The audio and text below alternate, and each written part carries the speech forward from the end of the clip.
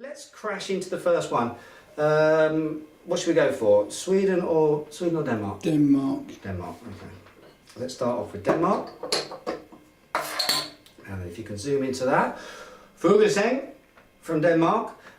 It is an American pale ale in style, 5.5% in alcohol. Let's pour it up.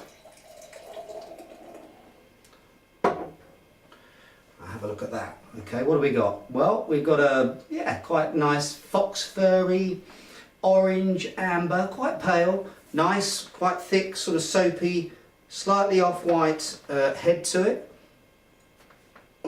Give it a whirl. Nearly forgot there. Must give it a whirl. Very important. Now this beer, by the way, was nominated by the Danish beer enthusiasts as one of the best beers, I think it was last year, so it has a pedigree to it. But it's also got a very strange smell to it. I don't know whether you know, but in the wine world they have a great variety called Sauvignon Blanc. It's quite famous for having a sort of I think it's crushed gooseberry type character to it, but it can also throw off a rather odd smell, cat's piss. And I'm getting a lot of cat's piss in this beer. It basically smells like a cat has basically come up to this bottle and relieved itself on it. There is a very distinct cat's pee to it. That's the hops, of course, throwing that out. Behind the cat's pee, there is grassy sort of grapefruit notes.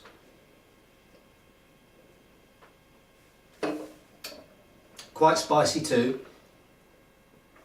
Now flavour wise it's actually quite nice. You've got a sort of caramelly sweetness to it up front. Little bit tame in the middle, I have to say. It sort of disappears for me a little bit in the middle, just goes to sleep. But at the end you're getting quite a nice biting sort of bitterness, which is quite nice, quite refreshing. Got a nice edge to the beer at the end. But did I mention the cat pee? Can't really get past the cat pee for me. Got some little nutty, almost like light almond notes to it as well.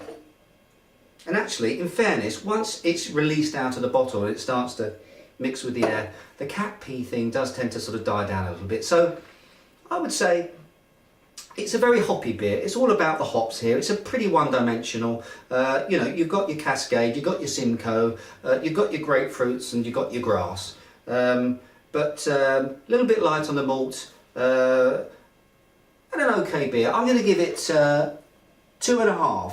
2.5 Trev out of 5. Good. Okay, the next beer is Kalas Påskøl from Nils Oskar. Now, Nils Oskar is one of the sort of Premier League players, I would say, in the Swedish microbrewing scene. Maybe a little bit conservative compared to Sigtuna, compared to Oppigård, who are doing a little bit more experimental stuff, but nonetheless they produce consistently good high quality beers. Now this beer it's 5.6%, it's an ale. I'm not quite sure, if anyone from Nils Oskar's watching this, you could actually tell me what type of ale style it is, but I'm getting very sort of ale-y, earthy, maybe sort of ESB type thing. But let's pour it up and have a little look. You can see straight away that this beer has got a beautiful colour to it, almost like cognac colour. That's coming from the malt. And when I think of Nils Oskar, I think of malts, because Nils Oskar actually has its own malting house, its own maltings, and they use their own malts in their beers. And I kind of think of it as a signature sort of characteristics of their beers. And I'm expecting an awful lot more malt character in this beer, and it's there straight away. Lots of oak, lots of sort of cereal to it, a little bit of chocolate. There's hardly any sort of aggressive, there's no cat pee in this, there's no cat pee in this at all. But slightly more, as I say, slightly malt dominated on the nose. And it's clearly there in the flavour too. Thicker, more luscious, more velvety. This is a malt monster. Well, I say monster, but this is definitely a malt orientated beer as opposed to this one, which is far, far more hoppy. got a little bit of alcohol, a little bit of, it's got the oak, maybe a little sort of splash of bourbon in there as well. So it's a really, it's an unusual Easter beer, I'd say. This is more sort of true to form, true to style. This one here is a little bit more earthy. It uses actually a hop. We're talking about hops. This uses a hop called a Nelson Sauvin hop. It's a New Zealand hop. It also has Amarillo. It also has Cascade. That makes it a sack beer as far as I'm concerned. But this Nelson Sauvin hop is actually named, believe it or not, after Sauvignon Blanc. It's a little nod to Sauvignon Blanc. Great variety. Sometimes this hop does throw out that sort of crushed gooseberries type sort of sensation. It doesn't on this occasion, thank goodness, throw out any cat's pee. So, two different types of beer. Now this one, rating wise, I'm going to give it, just because it's got that little something extra, a little bit more interesting, I'm going to give it 3. So on this occasion, Sweden has just trumped Denmark. But they're both good beers. They're not great beers, but they're both very, very solid. Okay, that's that for now.